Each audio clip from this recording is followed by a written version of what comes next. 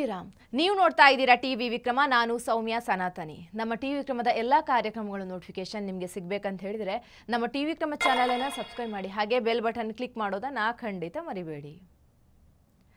ಒಂದು ವಿಚಿತ್ರ ನಡೆದು ಹೋಯ್ತಾ ಹುಲಿ ಹುಲ್ಲು ತಿಂದು ಹೊಟ್ಟೆ ತುಂಬಿಸಿಕೊಂಡಂಗೆ ಯಾರನ್ನ ನಾವು ಕಟ್ಟರ್ ಹಿಂದೂಗಳು ಕಟ್ಟರ್ ಬಿಜೆಪಿ ನಾಯಕರು ಅಂದ್ಕೊಂಡಿದ್ವು ಅದೇ ದೆಹಲಿ ಸಿಎಂ ರೇಖಾ ಗುಪ್ತಾ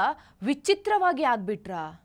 ಪ್ರಾರಂಭದಲ್ಲಿ ಅಕ್ರಮ ಬಾಂಗ್ಲಾ ವಲಸಿಗರು ಹಾಗೂ ರೋಹಿಂಗ್ಯಾಗಳನ್ನು ಮಟ್ಟ ಹಾಕಿದ್ದನ್ನು ನೋಡಿ ಖುಷಿಯಾಗಿತ್ತು ಯೋಗಿ ಆದಿತ್ಯನಾಥ್ ಹಿಮಂತ್ ಬಿಸ್ವಾ ಶರ್ಮಾ ಮೋಹನ್ ಯಾದವ್ ಪುಷ್ಕರ್ ಸಿಂಗ್ ಧಮಿ ಇವರ ಸಾಲಿಗೆ ರೇಖಾ ಗುಪ್ತಾ ಅವರು ಕೂಡ ಬಂದ್ರಪ್ಪ ಅಂದ್ಕೊಂಡಿದೆ ಆದರೆ ಆಲ್ ಆಫ್ ದಿ ಸಡನ್ ರೇಖಾ ಗುಪ್ತಾ ಉಲ್ಟಾ ಹೊಡೆದು ಬಿಟ್ರ ಅನ್ಸೋದಕ್ಕೆ ಶುರುವಾಗಿತ್ತು ಇದ್ದಕ್ಕಿದ್ದಂತೆ ರೇಖಾ ಗುಪ್ತಾ ಅವರು ಇಫ್ತಾರ್ ಹೋದಾಗ ಇಡೀ ಬಿಜೆಪಿ ಸಪೋರ್ಟರ್ಸ್ ಸಿಟ್ಟಿಗೆದ್ಬಿಟ್ರು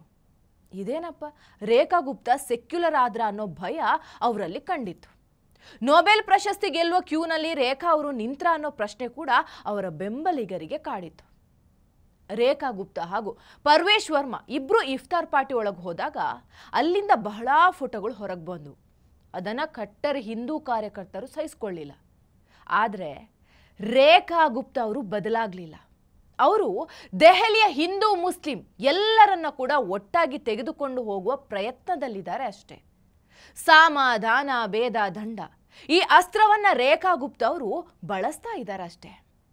ಮೊದಲು ಸಮಾಧಾನದಿಂದ ಎಲ್ಲರೂ ಒಂದೇ ಅನ್ನೋದನ್ನ ಹೇಳೋಕೆ ಹೊರಟಿದ್ದಾರೆ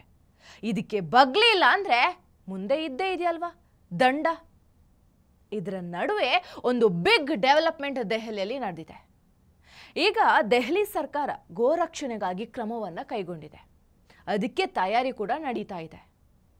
ಕೆಲ ದಿನಗಳ ಹಿಂದೆ ರೇಖಾ ಗುಪ್ತಾ ತನ್ನ ಕಾನ್ವೆಯೊಂದಿಗೆ ಹೋಗ್ತಿರ್ಬೇಕಾದ್ರೆ ಅಲ್ಲಿ ಹಸುಗಳು ಕಾಣ್ತವೆ ಅದನ್ನು ನೋಡಿದ ರೇಖಾ ಅವರು ಕೂಡಲೇ ಕಾರು ನಿಲ್ಲಿಸಿ 15 ನಿಮಿಷಗಳ ಕಾಲ ಹಸುಗಳನ್ನು ಮುದ್ದಿಸಿದ್ರು ಈಗ ವಿಷಯ ಏನಂದ್ರೆ ಬೀದಿಯಲ್ಲಿರುವಂಥ ಪ್ರಾಣಿಗಳಿಗಾಗಿ ರೇಖಾ ಗುಪ್ತಾ ಅವರು ಒಂದು ಕಾಯ್ದೆಯನ್ನು ಜಾರಿಗೆ ತರಲಿದ್ದಾರೆ ಅದರಲ್ಲಿ ಹಸುಗಳನ್ನು ರಕ್ಷಣೆ ಮಾಡೋದಕ್ಕೆ ಅಂದರೆ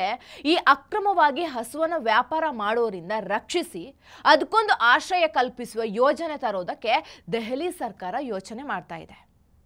ಈ ಬಿಲ್ ಜಾರಿಗೆ ತಂದರೆ ದೆಹಲಿಗೆ ತುಂಬ ಉಪಯೋಗ ಆಗುತ್ತೆ ಅದು ಹೇಗಂದ್ರೆ ಜನವರಿ 1ರಿಂದ ಫೆಬ್ರವರಿ 19ರವರೆಗಿನ ಡೇಟಾ ತೆಗೆದು ನೋಡಿದರೆ ಅದರಲ್ಲಿ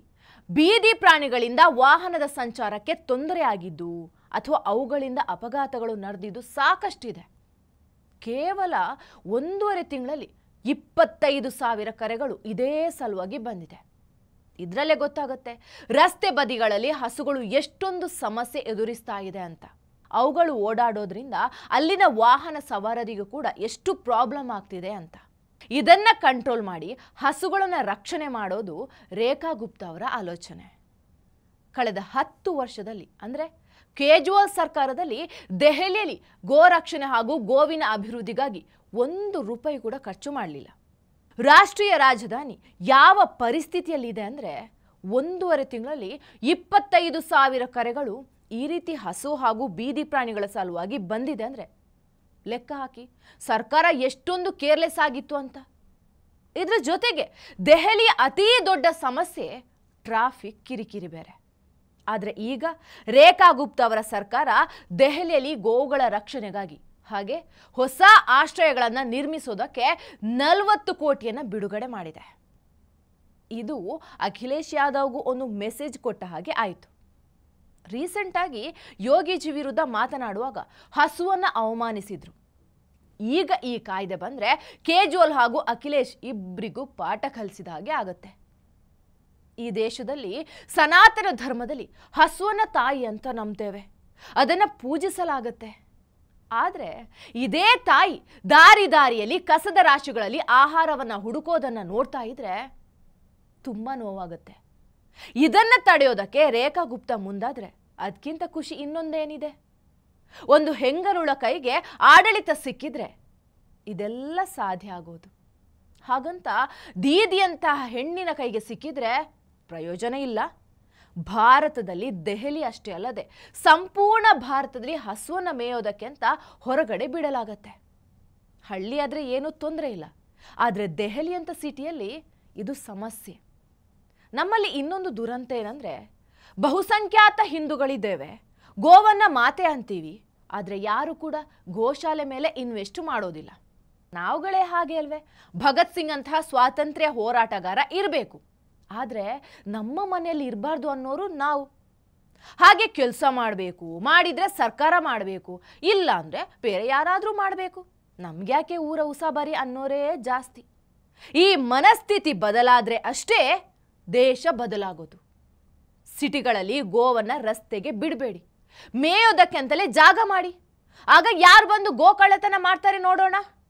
ಯಾವ ವಾಹನ ಅದರ ಮೇಲೆ ಹತ್ತುತ್ತೆ ನೋಡೋಣ.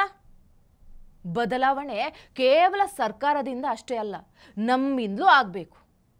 ಅವರು ಹೇಗೆ ದುಡಿದಿದ್ರಲ್ಲಿ ಒಂದಿಷ್ಟು ಅಂತ ಅವರ ಮತಕ್ಕೆ ಇಡ್ತಾರೋ, ನಾವು ನಮ್ಮ ಸನಾತನ ಧರ್ಮ ಗೋವಿನ ರಕ್ಷಣೆಗೆ ಅಂತ ಇಡೋಣ. ಯಾಕಾಗೋದಿಲ್ಲ? ಯೋಚನೆ ಮಾಡಿ, ಆದರೆ ಯೋಚನೆ ಮಾಡ್ತಾನೇ ಇರಬೇಡಿ ಅಷ್ಟೇ. ಟಿವಿ ವಿಕ್ರಮ, ದೇಶ ನಿಮ್ಮ ಕೈಯಲ್ಲಿ.